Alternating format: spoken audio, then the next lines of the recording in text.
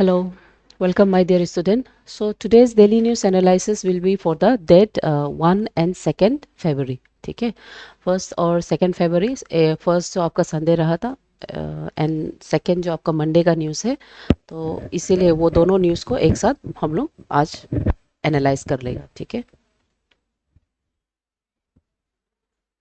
तो the first news is about Noshi and Nath, champion of the champions of the 26 state level arm wrestling championship.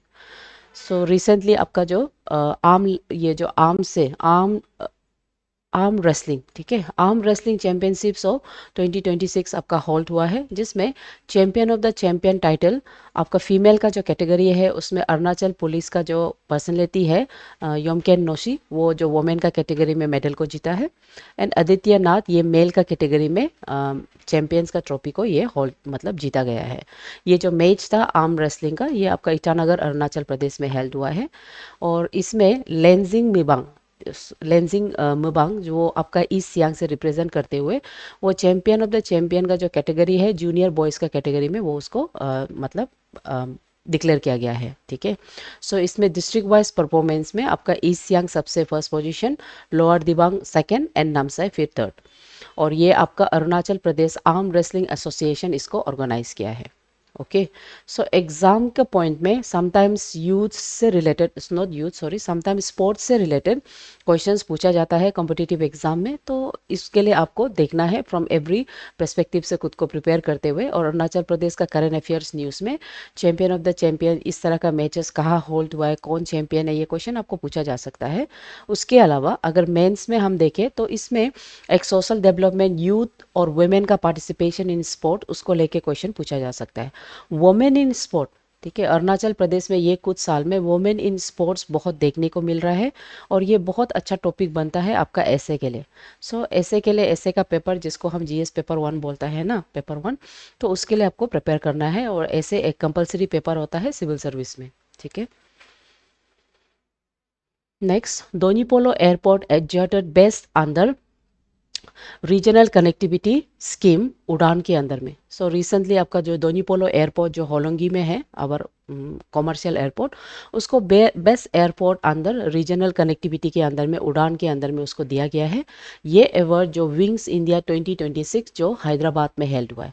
Now एपीएसएसबी हमेशा इस तरह से objective factual question पूछा जाता है. जैसे आपको कोई पर्टिकुलर ऑर्गेनाइजेशन या तो कोई पर्टिकुलर अवार्ड प्रोग्राम हो, वो कौन से स्टेट में हेल्ड किया, ये पूछा जाता है. और इसीलिए विंग्स इंडिया जो है आपका जो और एयरपोर्ट का कॉमर्शियल फंक्शनिंग को लेके किया जाता है, ये प्रोग्राम कहाँ हेल्ड हुआ है उसको याद रखो फ्रॉम करंट अफेयर्स न्यूज़. ठीक है, तो इसमें सिविल एविएशन जो मिनिस्टर है Ram Mohan Naidu, he has presented this award to Arunachal Pradesh as the best regional connectivity UDAN flight system. ठीक है, तो इसको भी याद करो कि ये हैदराबाद में हुआ है. तो अरुणाचल प्रदेश का एयरपोर्ट के बारे में क्या मालूम है, यहाँ पे अरुणाचल प्रदेश का जो एयरपोर्ट है वो अक्टूबर 2022 में स्टार्ट हुआ था. ठीक है, उसके बाद ये आपका एयरपोर्ट अथॉरिटी ऑफ इंडिया के अंदर में डेवलप है और इसमें ऑपरेटिंग फ्लाइट्स जो होता है वो दिल्ली और कोलकाता के लिए है. ठीक है, गुवाहाटी के लिए भी है लेकिन अदर आउटर स्टेट दिल्ली और कोलकाता के लिए है, होगा. सो ये जो उड़ान जो स्कीम है ये उड़े देश के नाम आगरी के अंदर में है, इसका फुल फॉर्म. ये एक ऐसा सिस्टम है, स्कीम, जिसमें एयर जो सर्विस होता है उसको अफोर्डेबल रेंज में रीजनल कनेक्टिविटी को इंक्रीज करते हुए, मतलब इंक्रीज करने के लिए इस्टेब्लिश किया है. तो इसका जो focus under deserve and अनसर्व airport है वो लोग को अपब्रिंगिंग यानी कि अप टू डेट करने के लिए कोशिश करता है. तो एग्ज़ाम के लिए मेंस पर्सपेक्टिव में अरुणाचल का करंट अफेयर्स में आपको ये अवार्ड का बारे आपको याद करना है. उसके अलावा गवर्नमेंट का जो मेंस पर्सपेक्टिव एग्ज़ाम में रोल ऑफ द कनेक्टिविटी कितना ज़रूरी होता है ग्रोथ और टूरिज्म को लेके पूछा जा सकता है, जो इन टर्म आपका जो इकोनॉमिक डेवलपमेंट है उसको मतलब इंक्रीज कर सकता है. ठीक है, उसके अलावा need for the infrastructure and जो डेवलपमेंट रीजनल कनेक्टिविटी के लिए, ये भी एग्ज़ाम के लिए बहुत ज़रूरी होता है, तो आपको उसमें पढ़ना है. नेक्स्ट, बीचम emerges as the safe haven for the migratory birds. तो बीचम, बीचम जो सबसे newest district of Arunachal Pradesh है ना, बीचम जो हम लोग का एग्जाम पॉइंट के लिए याद रखो 28 डिस्ट्रिक्ट ऑफ अरुणाचल प्रदेश है. और इसको आपका 7 मार्च 2024 में इसको कर्व किया था ईस्ट कमिंग वेस्ट कमिंग का वहाँ से. तो ये बीचम डिस्ट्रिक्ट जो वेस्ट कमिंग अभी फ़िलहाल तो वेस्ट कामेंग नहीं है, बिचौम इटसेल्फ एक डिस्ट्रिक्ट बन गया है ना, तो इसका करेक्शन थोड़ा देख लीजिए, वेरी सॉरी। तो यहाँ पे आपका बर्ड्स, माइग्रेटरी बर्ड्स लोग का एक सेफ हैबिटेट देखने को मिला है। एंड सिंस लास्ट ईयर बहुत number of migratory bird species यहाँ पे रिकॉर्ड किया है।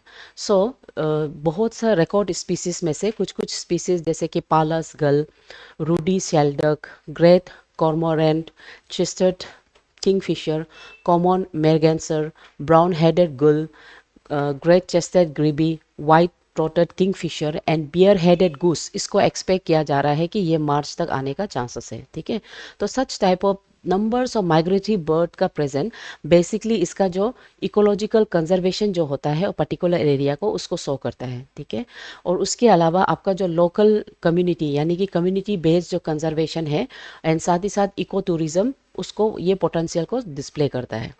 ओके, तो एग्ज़ाम में ये जो इको टूरिज्म को लेके एंड कम्युनिटी पार्टिसिपेशन से जो चेंज इन द हैबिटेट देखता है, इसको लेके क्वेश्चन पूछा जा सकता है।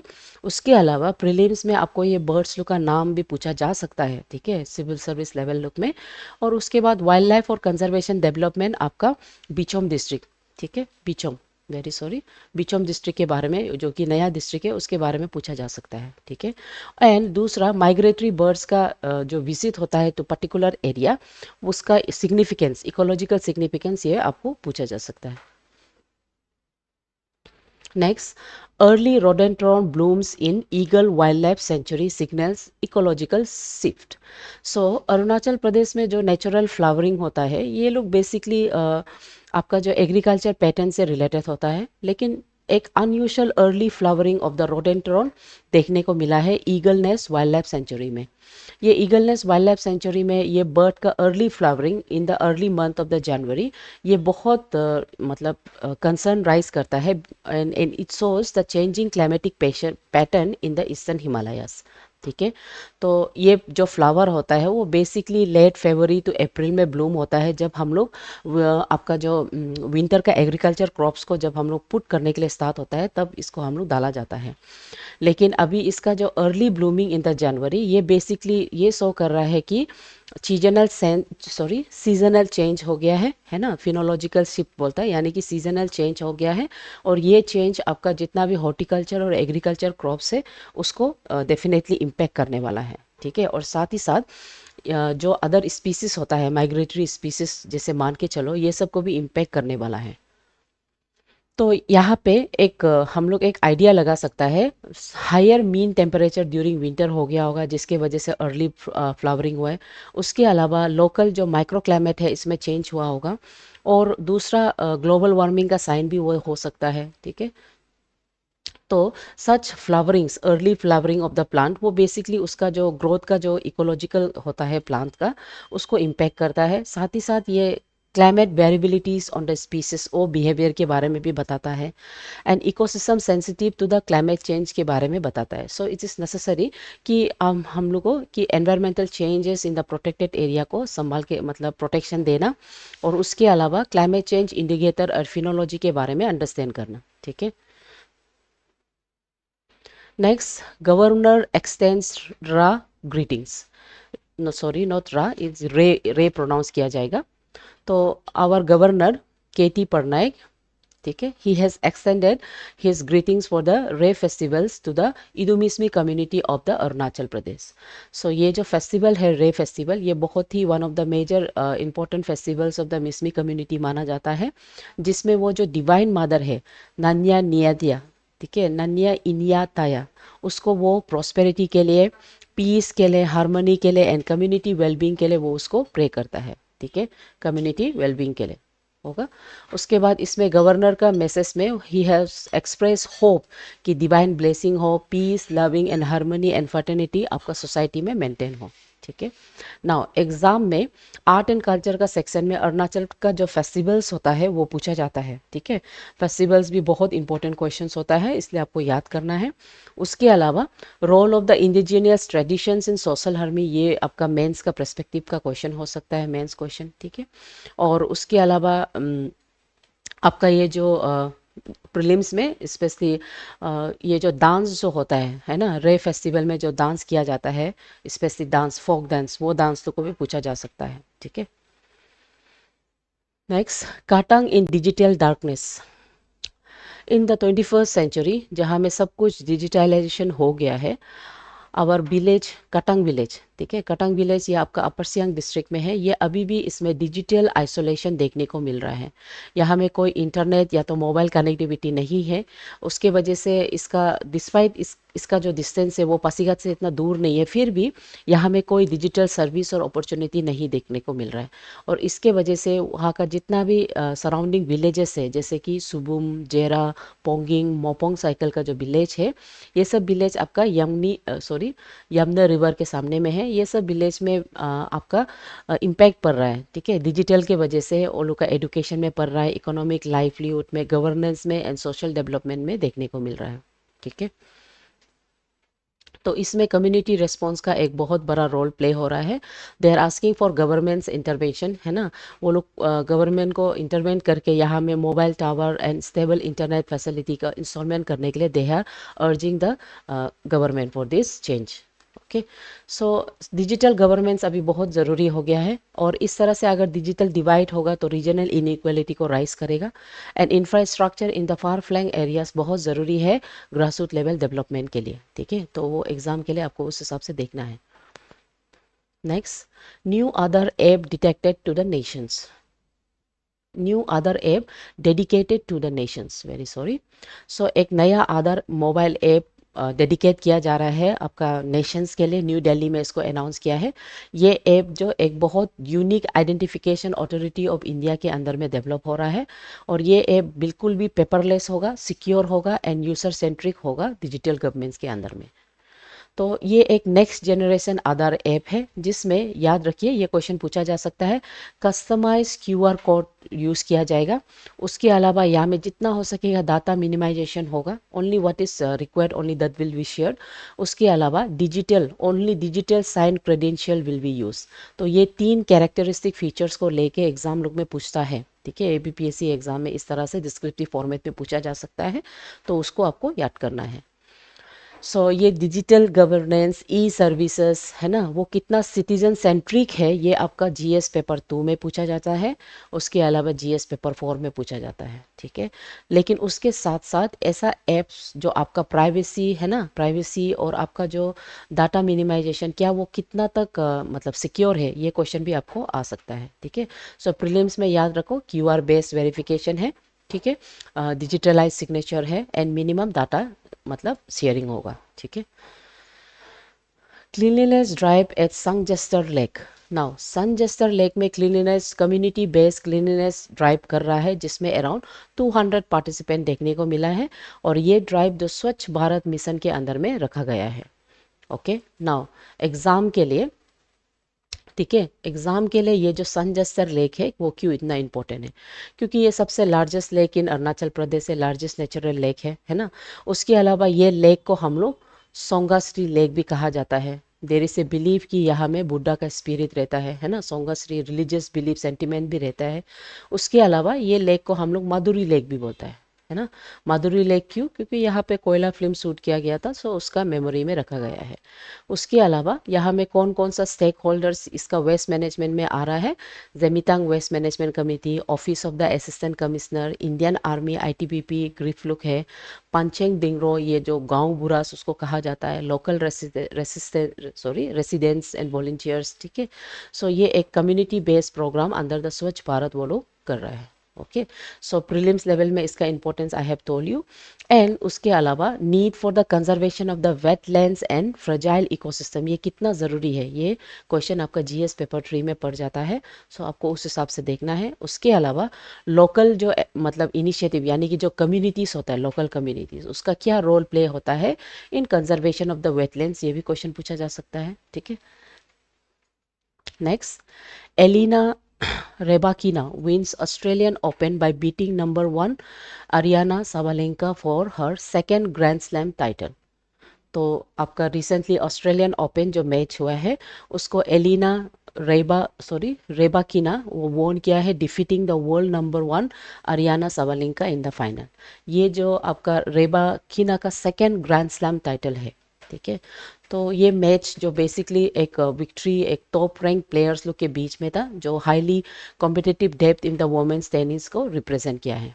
ओके, तो नेक्स्ट जो एग्ज़ाम जो होता है, एग्ज़ाम के लिए ये जो स्पोर्ट्स होता है स्पेशली ग्रैंड स्लैम टूर्नामेंट्स को लेके, तो इसमें Australian open, grand slam title, world number 1 ये बहुत पूछा जाता है। जैसे ऑस्ट्रेलियन ओपन हो गया, यूएस ओपन हो गया, तो उसमें आपको फैक्चुअल जो डाटास होता है, कौन जो विनर है वो आपको पढ़ के याद करना है, ठीक है। Next, undocumented and EILP। So recently our state cabinet of Arunachal Pradesh they have announced कि वो electronic inner line permit system Arunachal Pradesh में इंट्रोड्यूस करेगा। ये आपका जो एग्जिस्टिंग ILP सिस्टम मैकेनिज्म है उसको रिमूव करके एक नया सिस्टम डालेगा जो कि रेगुलेटरी ओवरसाइट होगा, ट्रांसपेरेंसी होगा और गवर्नेंस, गुड गवर्नेंस को शो करेगा। ओके, तो इसका ऑब्जेक्टिव में क्या होगा, permit, digital permit insurance and verification process होगा, बेटर मॉनिटरिंग के लिए एंट्री और exit of the non resident किया जाएगा, illegal immigration and undocumented stay को वो देख ले, मतलब टैकल कर सकेगा, और वो एडमिनिस्ट्रेटिव एफिशिएंसी एंड अकाउंटेबिलिटी को रखेगा। दिस इज द ऑब्जेक्टिव, ठीक है। तो उसके बाद की कंसर्न क्या होता है, there are many undocument migrants Arunachal Pradesh में, और ऑनलाइन में डालने से उसका एग्जिट और regularization mechanism of the unknown person वो अनक्लियर रह जाता है।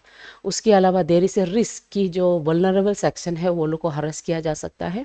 उसके अलावा uncertainty about permit duration and renewal rules, ये बेसिकली मतलब अनसर्टेनिटी एक कंसर्न राइज कर रहा है, ठीक है।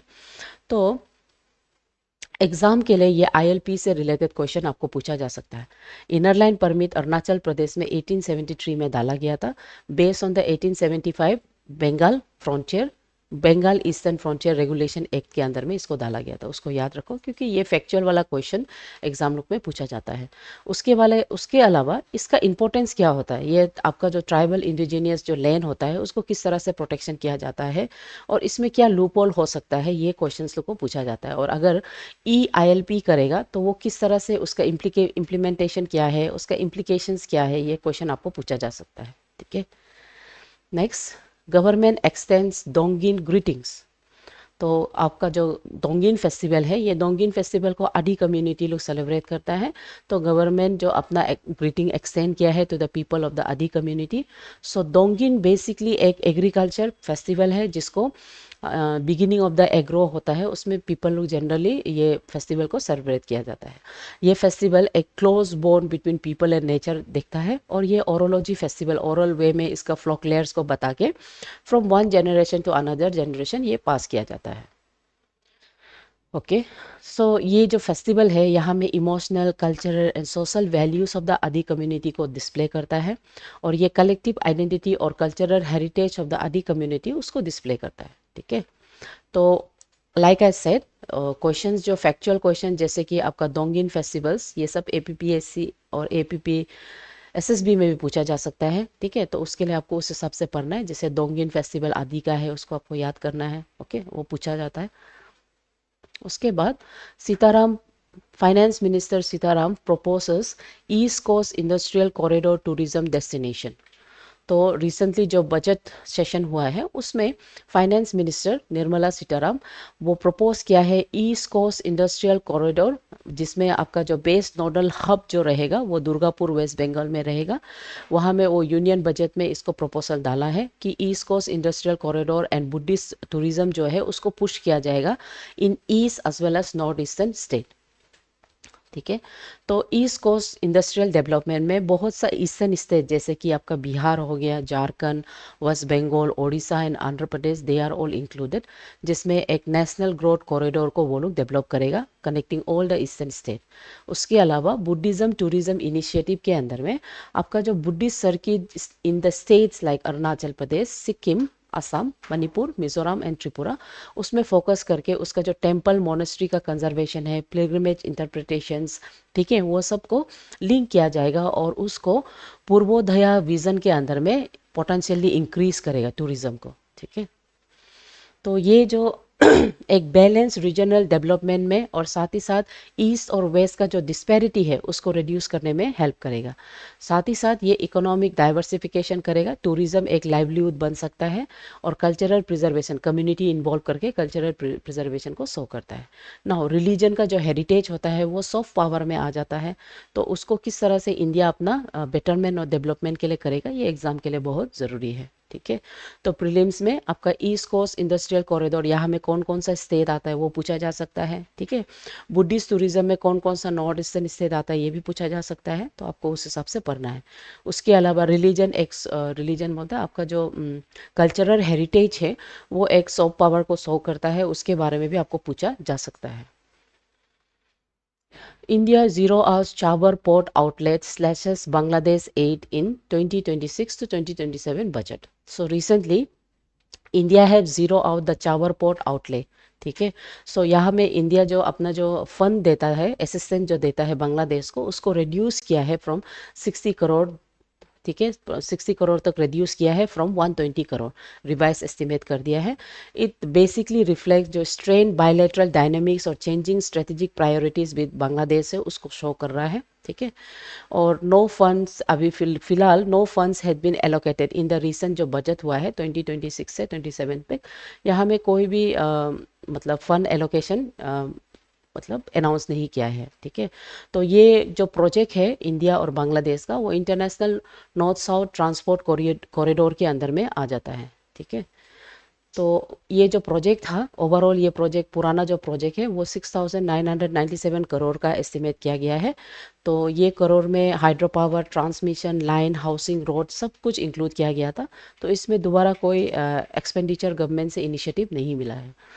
तो आपका जो एग्ज़ाम है उसमें इंडिया और उसका जो नेबरिंग स्टेट है, जैसे बांग्लादेश हो गया, म्यांमार हो गया, उसके अलावा भूटान, नेपाल, उसके साथ में इंडिया का जो बिग ब्रदर का जो स्टेटस है, रोल है, उसको लेके एग्ज़ाम लुक में पूछा जा सकता है। उसके अलावा strategic importance of the Chabahar port है ना, उसके बाद आपका जो इंटरनेशनल यानी कि इंस्टेक का जो बारे है वो आपको एग्ज़ाम में पूछा जा सकता है। ठीक है, Iran's supreme leader warns any US attack could spark regional war. So recently US का various export and import system है ना, जितना भी इकोनॉमिक उसका जो सिस्टम है, पॉलिसीज है, वो world wide maximum of the state को इम्पैक्ट कर रहा है, world wide maximum of the nations को इम्पैक्ट कर रहा है। तो वैसे ही आपका ईरान का supreme leader, they have warn of the regional war if any of the US attack on their planes और एनी पार्ट्स। ठीक है, तो Al Khamenei they have warned US attack on Iran could trigger a regional war. So ये statement basically आपका एमिड जो conflict हो रहा है वेस्ट एशिया रीजन में उसको लेके किया गया है, और ईरान जो ये एक्यूज कर रहा है कि यूएस उसको प्रेशराइज कर रहा है through the military posturing. Okay, तो ये बेसिकली ये जो लिंक है ना, ये जो कंटेंट में आपको regional conflicts of the Iran and the allied group उसको देखने को मिल रहा है। उसके अलावा यूएस का जो प्रेजेंट इन द आपका जो सेंट्रल एशिया सरफ में जो देख रहा है, सॉरी वेस्ट एशिया में जो देख रहा है उसके बारे में आपको बताता है। ठीक है, सो उसके अलावा ईरान के बारे में, ईरान जो बहुत ही major regional power in the middle east माना जाता है। ठीक है, मिडिल ईस्ट का सबसे बहुत मेजर पावर माना जाता है। उसके अलावा इसका बहुत ही सिग्निफिकेंट ग्लोबल इन्फ्लुएंस है ना, using the axis of existence. ठीक है, अभी ये एनालाइज में तो सॉरी एक्सिस ऑफ रेसिस्टेंस ये पूरा डिटेल में तो नहीं है, लेकिन आप लोग इसको गो थ्रू कर सकता है through Wikipedia and any other sources.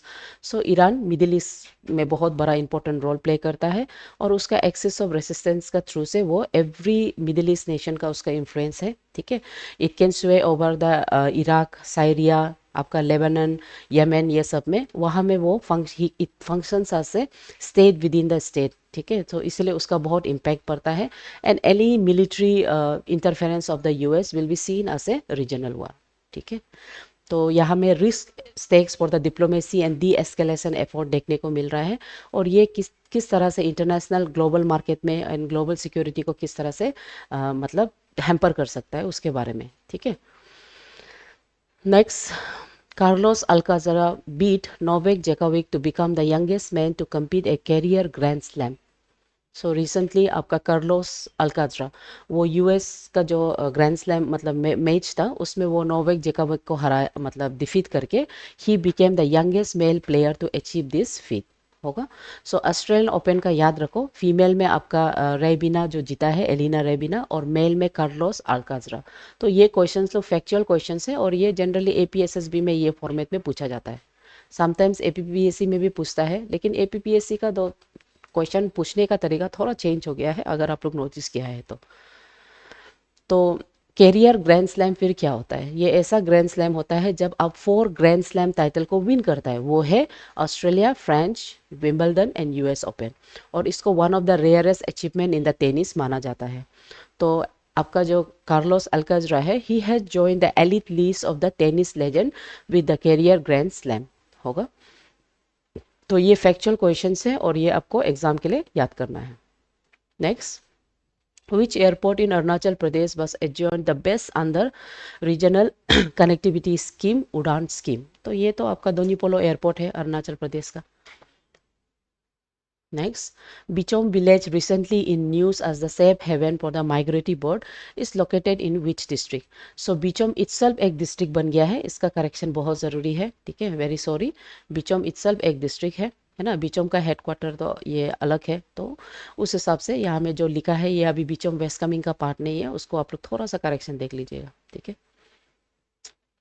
The early flowering of rhododendron arborean recorded at Eagle Nest Wildlife Sanctuary indicates which ecological phenomena? Basically phenological shift due to climate change। phenological मतलब flowering season का shift होना। Project Arohit launch in East Siang district primarily aims at rehabilitation of the drug affected youth through skilled and employment। Electronic inner line permit system in Arunachal Pradesh is intended for digitize and strength regulation of entry and stay of non-resident। Discuss the challenge posed by the climate change। okay, ये सब question तो आ सकता है, जैसे कि ecological indicators को लेके उसका जो चेंज होता है वो क्या चैलेंज, मतलब क्या क्लाइमेटिक चेंज को पोज करता है, सॉरी क्या चैलेंज पोज करता है, वो पूछ सकता है आपको, ठीक है, इकोलॉजिकल इंडिकेटर्स को लेके। जैसे आपका फ्लावरिंग हुआ है रोडेंटेरॉन का अर्ली फ्लावरिंग। उसके बाद डिजिटल कनेक्टिविटी वो कितना ज़रूरी है इंक्लूसिव गवर्नमेंट को लेके, वो पूछा जा सकता है। और अरुणाचल का कंटेक्स में इसको और डिटेल में पूछ सकता है, तो आप विलेजेस जो डिस्टेंस में है, जो कनेक्टेड नहीं है, उसके बारे में आप बता सकता है। Thought of the day, small steps taken consistently can lead to extraordinary destinations. ठीक है, थैंक यू। आज का न्यूज़ इतना ही है। आई होप आपको समझ में आया है। So my dear student, keep study.